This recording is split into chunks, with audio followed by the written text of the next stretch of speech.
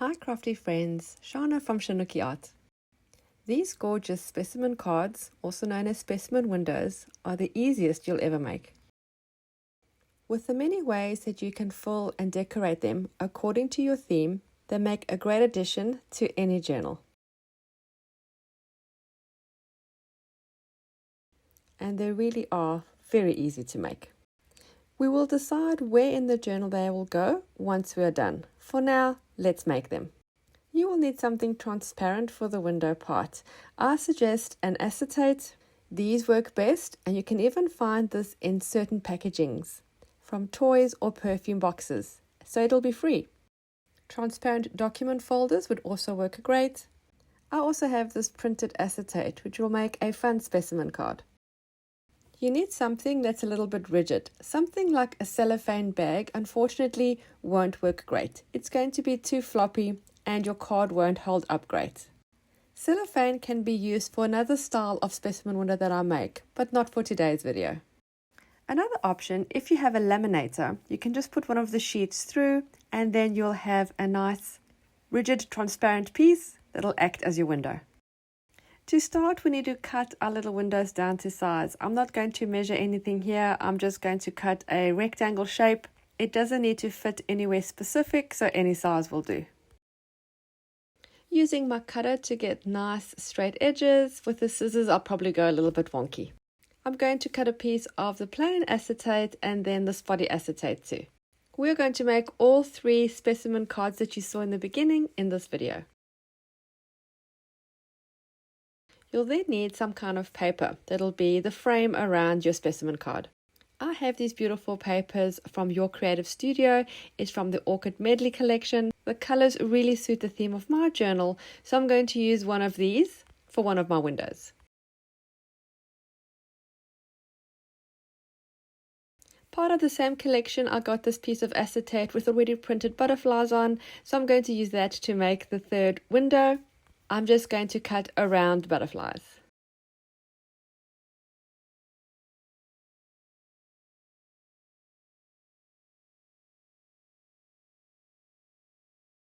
Now the way we're going to create the frame around these cards is really easy. We're just going to use strips of paper. I'm going to use my ruler to tear some strips of paper. They are roughly 2 centimeters or 3/4 of an inch wide. I'm not measuring them exactly as per normal. I'm just eyeballing the size and I'm cutting 3 strips for the sides and the top. The bottom needs a larger piece as we're going to make this look more like a retro photograph style. Apply glue to your strip and then apply it to the acetate. We're then going to fold down the top section and then trim off the excess. It doesn't matter if it's not perfectly aligned. You can adjust it while the glue is still wet, but we're not looking for perfection. Well, at least I'm not. We're going to repeat the process for the 2 sides. And you can use any papers for this.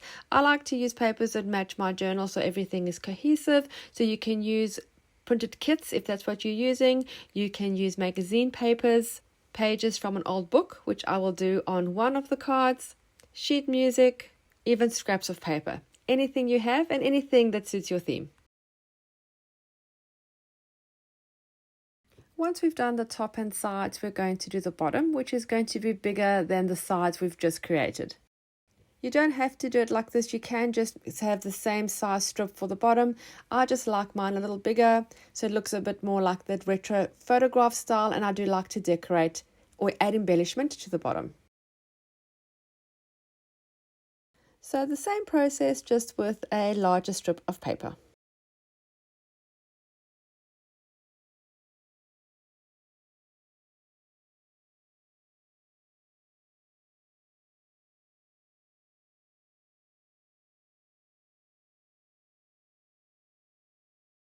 Now, if you're anything like me, you do get glue all over your hands and the glue does smear a little bit onto the acetate.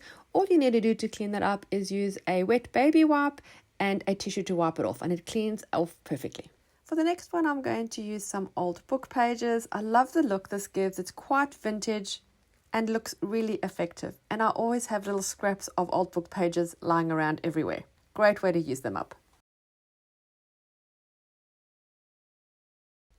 I'm going to tear my strips. The book page that I started with that had larger text wasn't quite enough, so I have another page now. The text is slightly smaller.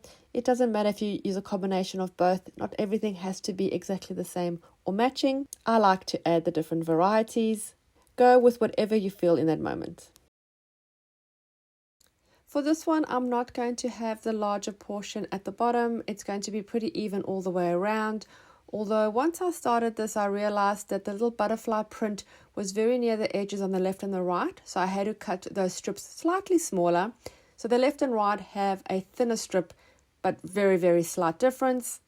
It's relatively even all the way around. This is more of a simpler style.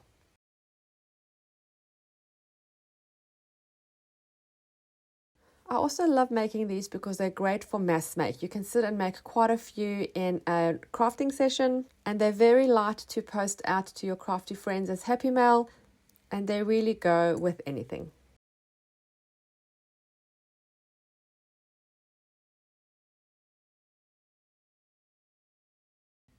Although this acetate already has the butterfly print, which suits the theme of my journal, what I like about this too is that when you're starting with a plain piece of acetate, you can add anything to it. You can make it vintage, you can make it modern, you can make it abstract. There are so many things you can add onto your little windows. It doesn't have to only be things that are considered specimens, like insects or bugs. You can see this one is a little simpler, but still very effective, with just a border all the way around.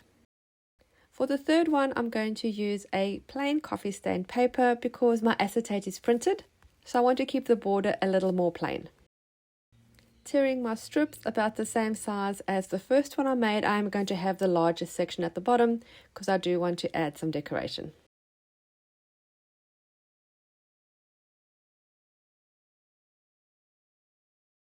I do love the unevenness of the colors from the strips of paper. I think it makes it look fun.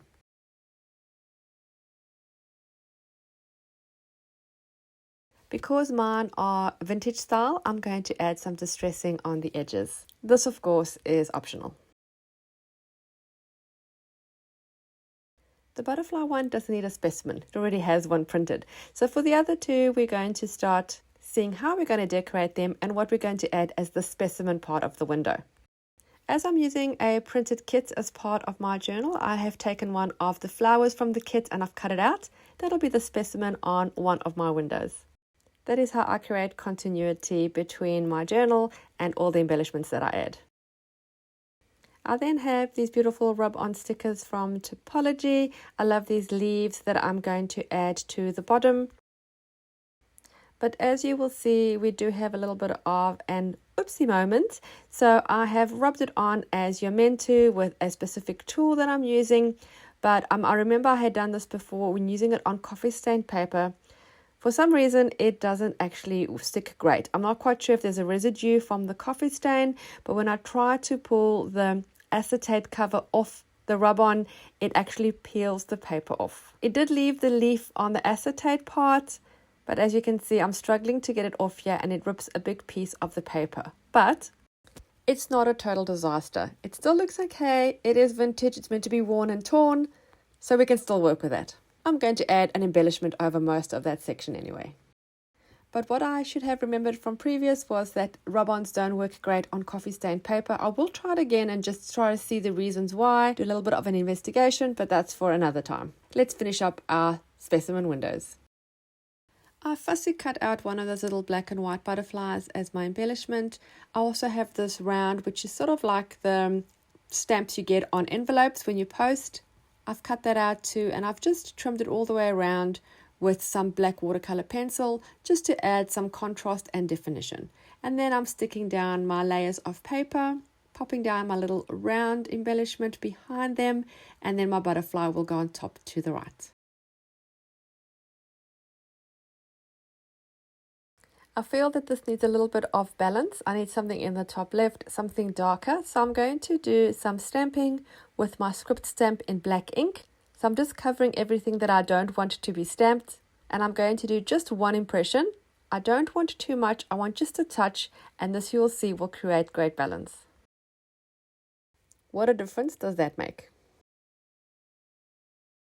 I've been keeping this butterfly for a really long time that I wanted to use somewhere, and today's the day. The pink is perfect, the size is perfect. So this will be the specimen in my third window. You'll notice obviously the butterfly is bigger than the actual acetate. I don't mind. I love the overhang. I like it bigger. If you're more exact and you want it smaller, of course use a smaller specimen. For the embellishments at the bottom of this, I'm going to keep it all centered with the butterfly. I'm using a sticker which is like a vintage handwritten print and a piece of cheesecloth. And then a perfect pink thread that matches my butterfly. I'm going to cut a piece of that and scrumple that up and add it over the cheesecloth. I'm going to place a sentiment over this. I have a black sentiment with white print. I'm going to just cut it into 3 so I can center it down the bottom. But first I'm going to glue down my butterfly, and then I'm going to just use my sewing machine to run over the cheesecloth and thread at the bottom, just to secure it to the card. Just white thread run across just in running stitch, and it puts everything together. And then I'm going to stick the sentiment on top.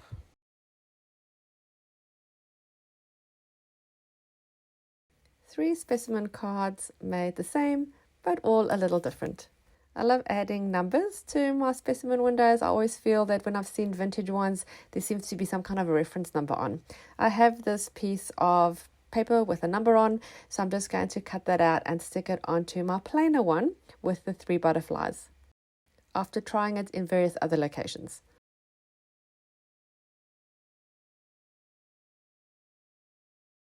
And then I also have some sentiments in the vintage colors. So I'm going to just use one on the side of the one with the rose. I'm going to stick it down long ways. And then to add them to my journal, I'm going to use some large paper clips. You can use any kind of paper clips you have. I'm going to find a plainer page so it can stand out and you can see the beautiful butterfly on this one.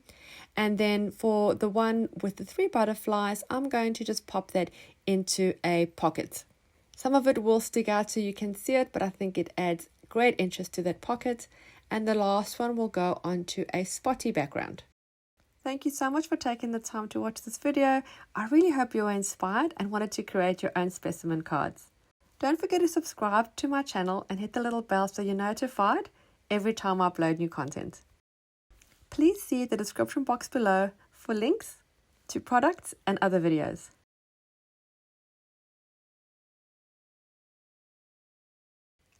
Thanks again for watching. Happy creating, and I will see you again soon. Bye.